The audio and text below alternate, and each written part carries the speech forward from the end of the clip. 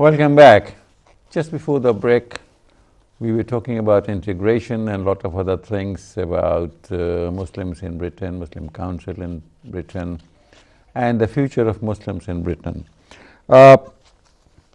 We have also talked about faith schools. See, there is a general conception that faith schools are a barrier to integration, but the news today, carried by BBC, is completely opposite, and my guest is going to talk about it. Yes, sir.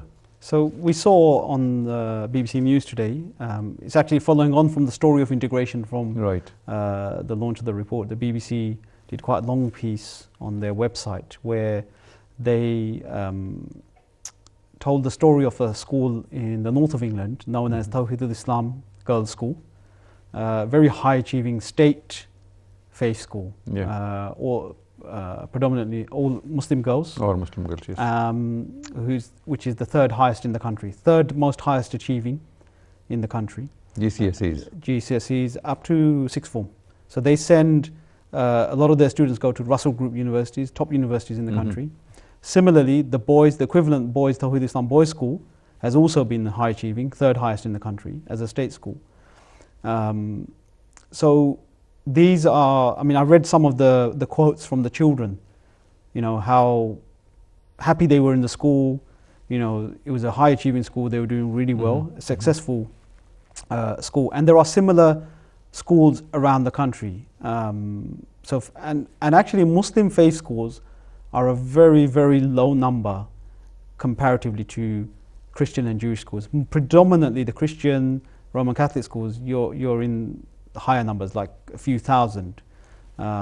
Islamic schools are not in that number. I mean, even if you look at just our population, so you know we're less than 5% of the overall population. How many schools do we have? Faith schools? I don't know the exact number of faith schools. 200? I couldn't say, to be honest, to put a number on it. And then you have, but this one was obviously registered as a state school, a state faith school, state funded. And then you have independent faith schools as well. And I think all schools face problems and issues. It's just the way sometimes stories are told somehow that there's always a problem. There's either a problem in the mosque, or there's a problem in the Islamic faith school, or there's a problem with the hijab. You know, so and then you look at all these stories, and I don't know if you're aware. So a lot of these headlines they create that fear, unfortunately. So you know the rest of society is looking at these stories and thinking there's a problem with the Muslims, which isn't the case. We're no different to anybody else, as your viewers would agree that everybody in the UK is living and working and studying hard to be successful and live a better life for themselves. Right. Nobody's trying to do anything else. Yes, there's a criminal element, and I think you have a criminal element, which will probably lead into your next business. In every society. In every society, you know, it's just we're a smaller population, but it's amplified to a greater extent by the media. You know, this sensational headlines, they sell the story, is good for the newspaper. Well, not for long, because the print media is going through difficult times, you see, and they're competing. Some of the newspapers are being given away free, you know that. So the print media is going through difficult times, so they have got to make some sensational headlines to sell. And who else but bashing the Muslims, because it seems that we are a good target. Yeah, I mean we are scapegoated in many ways. So it's not just the print now. So in today's world, it's social media, it's electronic media. A lot of this is read, and lots of people write. So even whether it's on social media, the headlines skew people's minds. Yeah, but in the social media, see, we can match the comments. So we can come and criticize that. We can argue with them. But in the print media, we can't see.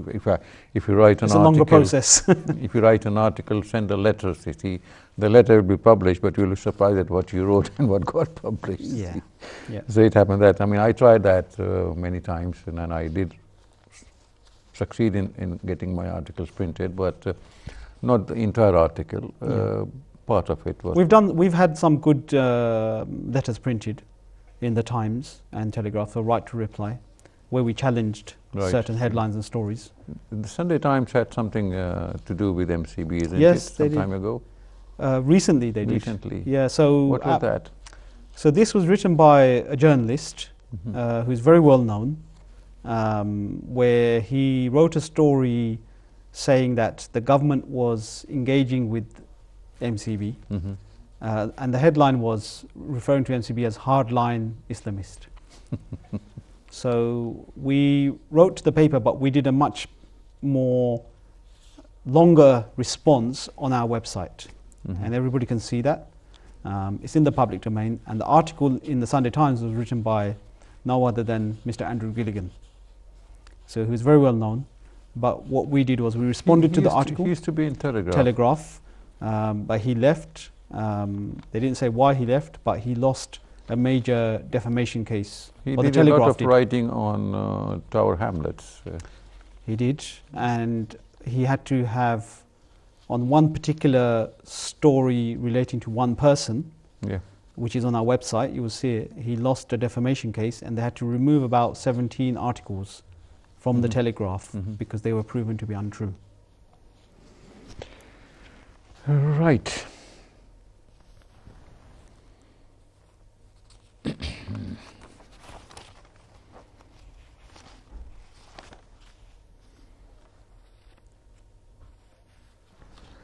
We need an equal integration strategy for all Britons. This was you said, MCB.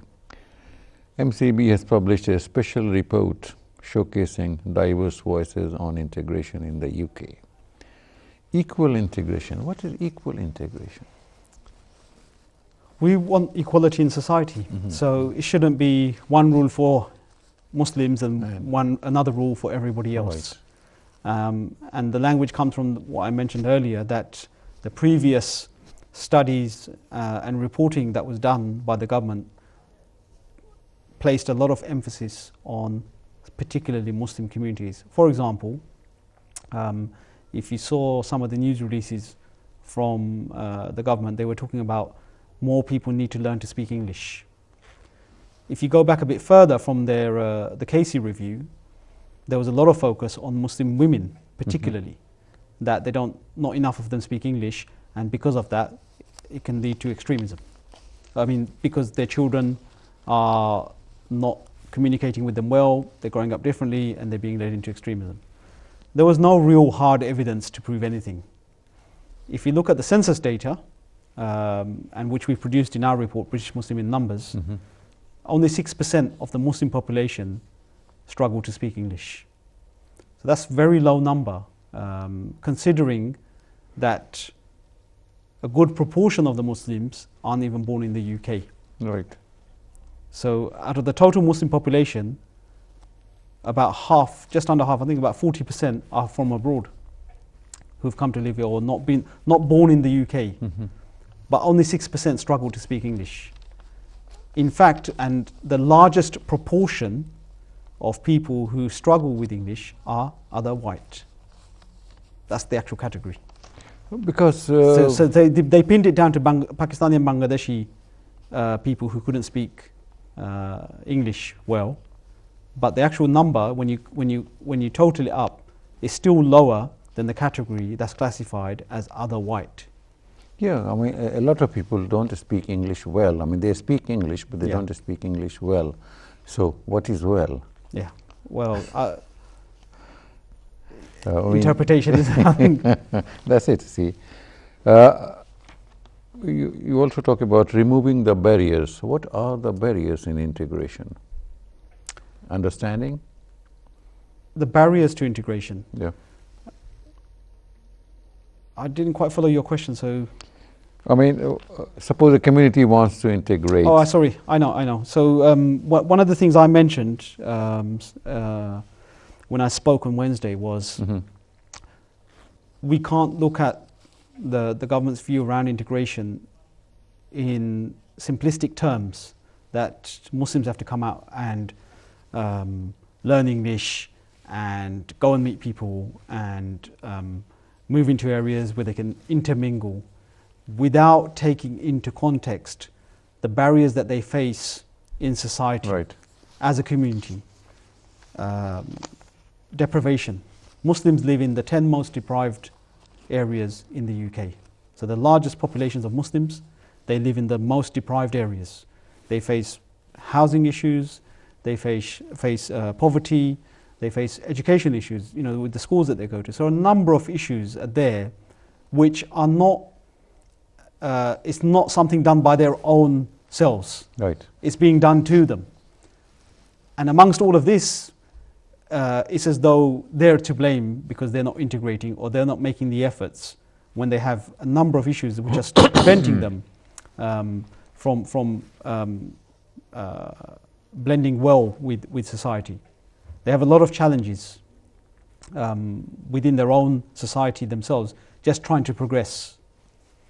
Well, everything is not dark and gloomy. There are definitely good stories coming out, happy stories coming out, particularly from North. And we were talking about a school or two schools in north of